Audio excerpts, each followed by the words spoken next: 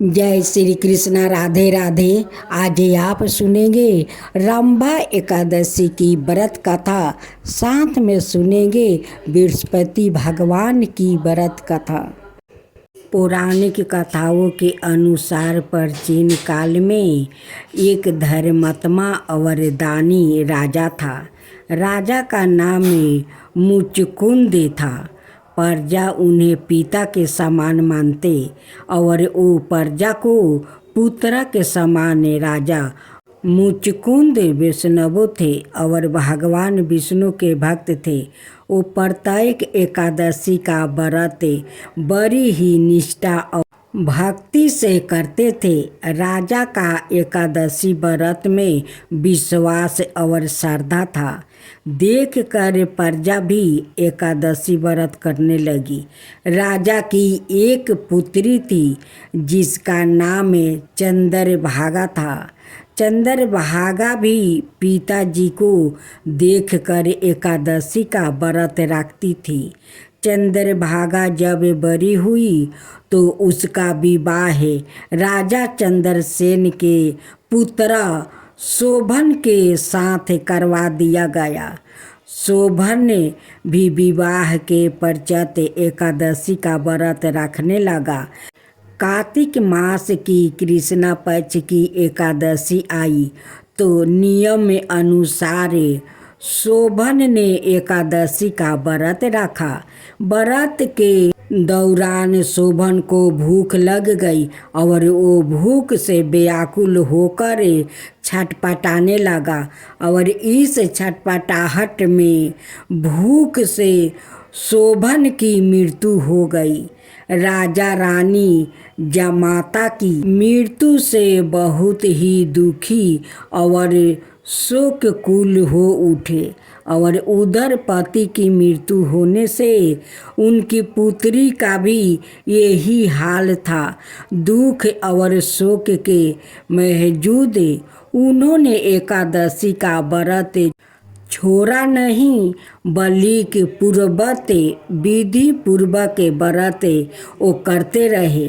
एकादशी का व्रत करते हुए शोभन की मृत्यु हुई थी और उन्हें मंदराचल पर्वत पर स्थित देवनगरी में सुंदर आवास मिला। वहाँ उनकी सेवा हेतु रंभा नाम के अप्सरा अनाए अप्सराओं के साथ जुटी रहती है। एक दिन राजा मुचकुंद किसी कारण से मंदराचल पर गया और उन्होंने शोभन को ठाठ बाट में देखा तो आकर रानी और अपनी पुत्री को सारी बातें बताई। चंद्रभागा पति का यह समाचार सुनकर मंदराचल पर गई और अपने पति शोभन के साथ सुखपूर्वक रहने लगी। मंदराचल पर उनकी सेवा में रंभादी अप्सराएं लगी रहती थी।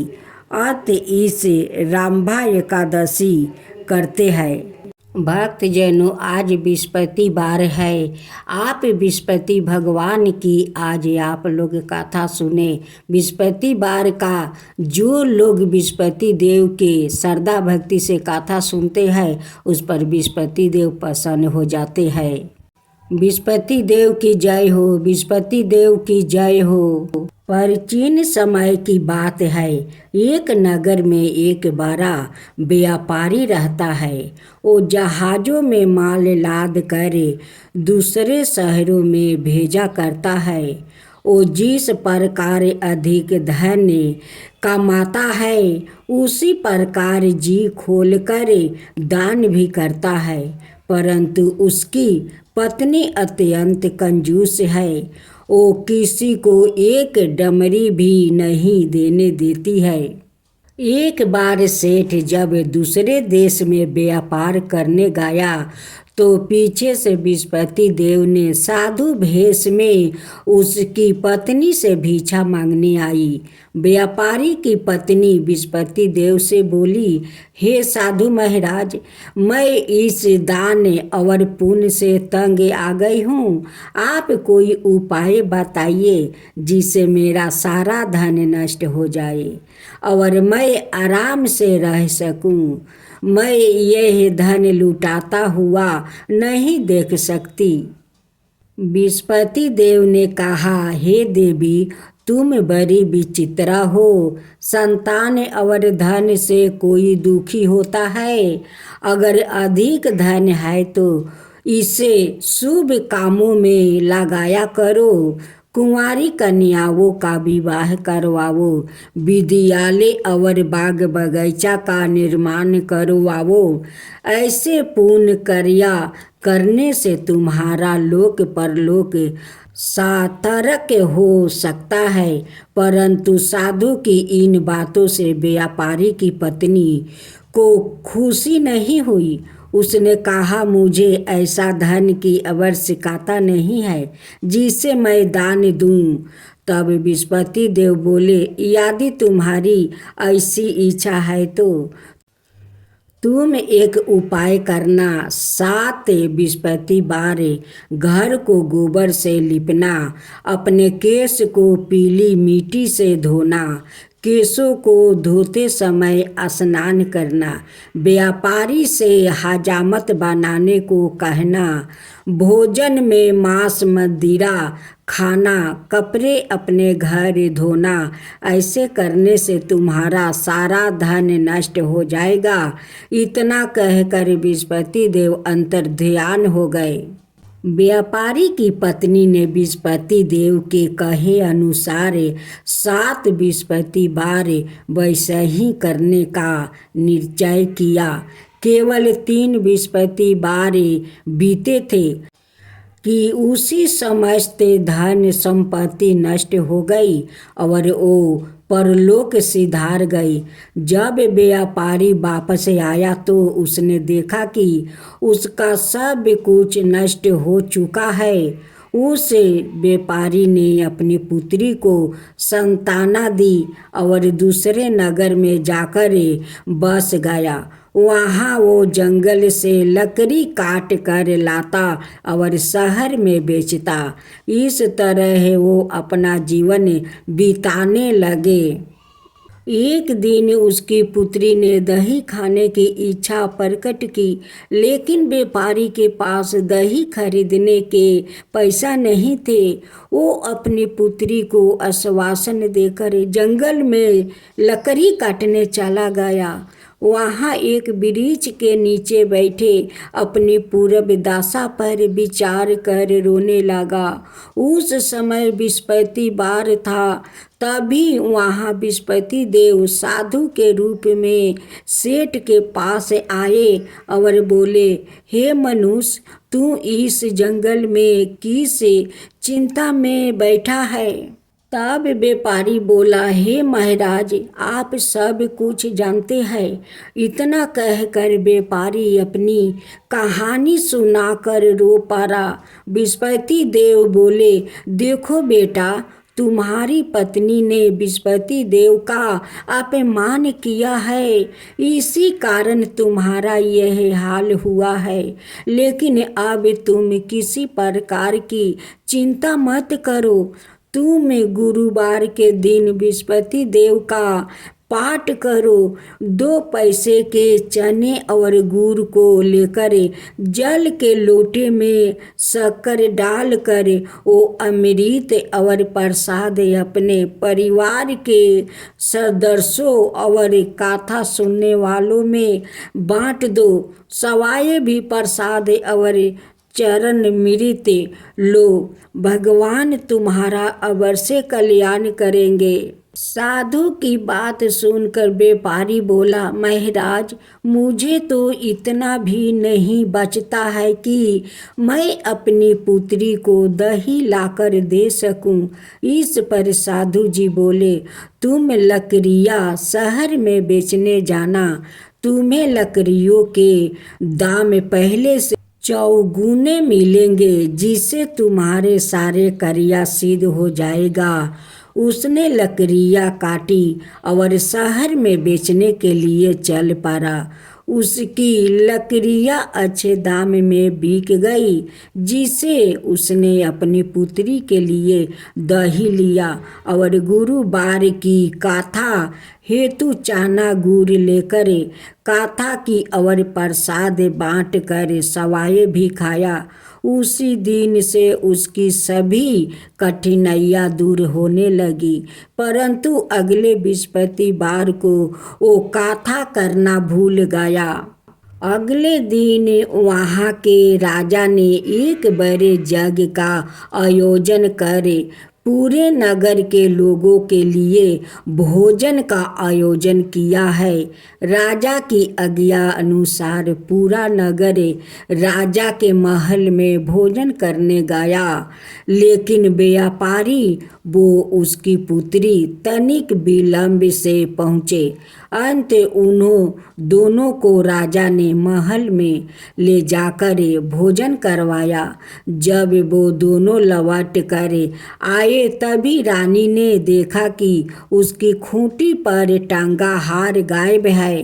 रानी को व्यापारी और उसकी पुत्री पर संदेह हुआ कि उसका हार उन दोनों ने ही चुराया है। राजा की आज्ञा से उन दोनों को कारावास की कोठरी में कैद कर दिया गया। कैद में पड़कर दोनों अत्यंत दुखी हुए। वहाँ उन्होंने बृहस्पति देवता का स्मरण किया। बृहस्पति देव ने प्रकट होकर व्यापारी को उसकी भूल का अभ्यास करवाया और उन्हें सलाह दी कि गुरुवार के दिन कैद खाने के दरवाजे पर तुम्हें 2 पैसा मिलेंगे। उनसे तुम चने और मुनका मंगवाकर विधि पूर्वक बृहस्पति देवता का पूजन करना। तुम्हारे सब दुख दूर हो जाएंगे। बृहस्पतिवार को कैद खाने के दरवाजे पर उन्हें 2 पैसे मिले। बाहर सड़क पर एक स्त्री जा रही थी। व्यापारी ने उसे बुलाकर गुड़ और चने लाने को कहा। इस पर वो स्त्री बोली, मैं अपनी बहू के लिए गहने लेने जा रही हूँ, मेरे पास समय नहीं है। इतना कहकर वो चली गई। थोड़ी देर बाद वहाँ से एक और स्त्री निकली। व्यापारी ने उसे बुलाकर कहा कि हे बहन, मुझे बृहस्पतिवार की कथा करानी है, तुम मुझे 2 पैसे का गुड़ चना ला दो। बृहस्पति देव का नाम सुनकर वो स्त्री बोली, भाई, मैं तुम्हें अभी गुड़ चना लाकर देती हूँ। मेरा एकलौता पुत्र मर गया है। मैं उनके लिए कफन लेने जा रही थी, लेकिन मैं पहले तुम्हारा काम करूँगी, उसके बाद अपने पुत्र के लिए कफन लाऊंगी। वो स्त्री बाजार से व्यापारी के लिए गुड़ चना ले आई और सवाए भी बृहस्पति देव की कथा सुनी। कथा के समाप्त होने पर वो स्त्री कफन लेकर अपने घर गई। घर पर लोग उसके पुत्र की लाश को राम नाम सत्य है कहते हुए शमशान ले जाने की तैयारी कर रहे थे। स्त्री बोली, मुझे अपने बेटे का मुख देख लेने दो। अपने पुत्र का मुख देखकर उस स्त्री ने उसके मुंह में प्रसाद और चरणामृत डाल दिया। प्रसाद और चरणामृत के प्रभाव से वो पुनर्जीवित हो गया। पहली स्त्री जिसने बृहस्पति देव का निरादर किया था, वो जब अपने पुत्र के विवाह हेतु पुत्र वधू के लिए गहने लेकर लौटी और जैसे ही उसका पुत्र घोड़ी पर बैठकर निकला वैसा ही घोड़ी ने ऐसी उछाल मारी कि वो घोड़ी से गिर कर मर गया। यह देख स्त्री रो रो कर विस्पति देव से क्षमा याचना करने लगी। उस स्त्री की मिनती से विस्पति देव साधु भेष में वहाँ पहुँचकर कहने लगे, देवी तुम्हें अधिक विलाप करने की आवश्यकता नहीं है। यह विस्पति देव का अनादर करने का कारण हुआ है। तुम वापस जाकर मेरे भक्त से क्षमा मांगकर कथा सुनो, तब ही तुम्हारी मनोकामना पूरी होगी। जेल में जाकर उस स्त्री ने व्यापारी से माफ़ी मांगी और कथा सुनी। कथा के उपरांत वो प्रसाद और चना मृत लेकर अपने घर वापस गई। घर आकर उसने चना मृत अपने मृत्यु पुत्रा के मुख में डाली। चनर मृत के प्रभाव से उसका पुत्र भी जीवित हो उठा। उसी रात विस्पति देव राजा के सपने में आया और बोले, हे राजन, तुम जिस व्यापारी और उसके पुत्री को जेल में कैद कर रखा है वो बिल्कुल निर्दोष है। तुम्हारी रानी का हार वही खूंटी पर टांगा है।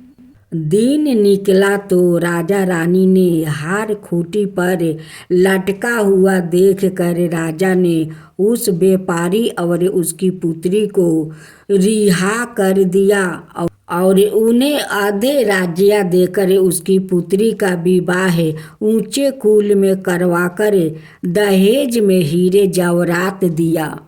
ओम जय विस्पति देवा, जय विस्पति देवा, छिन छिन भोग लगाऊं के दली फल मेवा। ओम जय विस्पति देवा, जय विस्पति देवा। तुम पुराण परिमत माँ तुम अंतर्यामी, जगत पिता जगदीश्वर तुम ही सबके स्वामी। ओम जय विस्पति देवा, जय विस्पति देवा। चरणामृत निज निर्मल सबके पातक हरता, सकल मनोरथ दायक कृपा करो भक्तो। ओम जय विस्पति देवा, जय विस्पति देवा। तन मन धन अर्पण कर जो जन शरण पारे, प्रभु प्रकट तब हो करे आकर दुआरे खरे। ओम जय विस्पति देवा, जय विस्पति देवा।